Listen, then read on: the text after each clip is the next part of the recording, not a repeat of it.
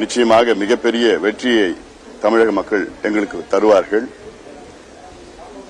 பிரதமர் மோடி அவர்கள் 3வது முறையாக இந்தியாவின் பிரதமராக மிகப்பெரிய அளவில் வெற்றி பெறுவார். இது சித்திரை மாதம் மாம்பழம் சீசன்.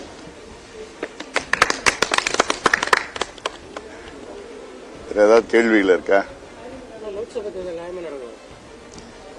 இப்ப வரைக்கும் எந்த பகுதியிலும் இது வரைக்கும் எந்த பிரச்சனையும் எங்களுக்கு வரல. இன்னும் அமைதியா நடந்துட்டு இருக்கு. இது பல வகையான புகார்கள் வந்து கொண்டிருக்கிறது. அதிலும் குறிப்பாக அரக்கோணம் தொகுதியில் கட்டுக்கட்டா பணத்தை பிடிச்சிருக்கிறாங்க. அங்க இருக்கின்ற அதிகாரிகிட்ட கொடுத்திருக்கிறாங்க. நாங்களும் புகார் கொடுத்திருக்கிறோம். ஆனா எந்த நடவடிக்கையும் எடுக்கல.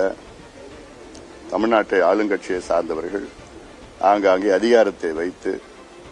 அதிகாரிகளை வைத்து இந்த பணப்பட்டுவாடா தொடர்ந்து நேற்று இரவு கூட கொடுத்துட்டு இருக்கிறாங்க. அந்த வகையில் அதிகாரிகள், ஏன்னா இப்ப அதுல பிரச்சனை என்னன்னா, அந்த அதிகாரிகள் 99 விழுக்காடு அதிகாரிகள் தமிழ்நாட்டின் சார்ந்த அதிகாரிகள் தான். அப்போ தமிழ்நாட்டு அரசுக்கு மேலே அவங்க நடவடிக்கை எடுக்க அவங்க தயங்குகிறார்கள், பயந்து கொண்டிருக்கின்றார்கள். அதை தேர்தல் கமிஷன் அதை பார்த்து நடவடிக்கை எடுக்க வேண்டும்.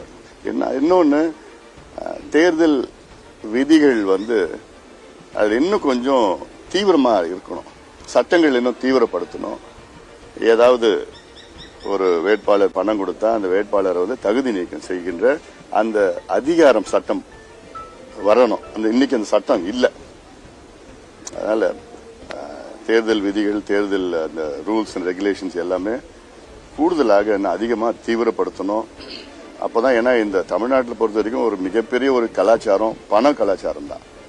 இதுவே உத்தரப்பிரதேஷ், பீகார், மத்திய பிரதேஷ், வட இந்தியாவில் அப்படி எதுவுமே கிடையாது. ஓட்டுக்கு பணம் கொடுக்கிற அந்த கான்செப்டே கிடையாது அங்க. ஆனா இங்க ஒரு இயக்கமா மாத்திட்டாங்க, ஒரு மூவ்மெண்டாவே மாத்திட்டாங்க. இங்க இது தவறான ஒரு இயக்கம். அது மக்களும் பழகிட்டாங்க, இவங்க கொடுத்து பழகிட்டாங்க.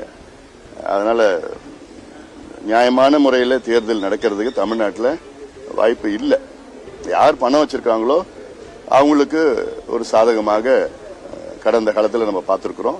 ஆனா இந்த தேர்தலை பொறுத்த வரைக்கும் யார் பணம் கொடுத்தாலும் சரி, பணம் கொடுக்கலனாலும் சரி, எங்களுக்கு வாக்களிக்க முடிவு செய்துவிட்டார் மக்கள். அதான் நான் தமிழ்நாடு முழுவதும் பார்த்திருக்கிறேன். ஒரு அமைதி புரட்சி நடந்துட்டு இருக்கு. யார்கிட்ட போய் யாருக்கு ஓட்டு போட போறீங்க கேட்டாலும் அமைதியா அப்படி சிரிச்சுக்கிட்டே போறாங்க. அதனால இதுல இருந்து தெரியுது, ஏன்னா கடந்த 57 ஆண்டு காலம் இரு கட்சிகள் தமிழ்நாட்டை ஆட்சி செய்தது போதும் என்று ஒரு முடிவு மக்கள் வந்துட்டாங்க. அதுதான் இப்போ வருகின்ற தேர்தலை பிரதிபலிக்கும். சொல்லுமா? நன்றி.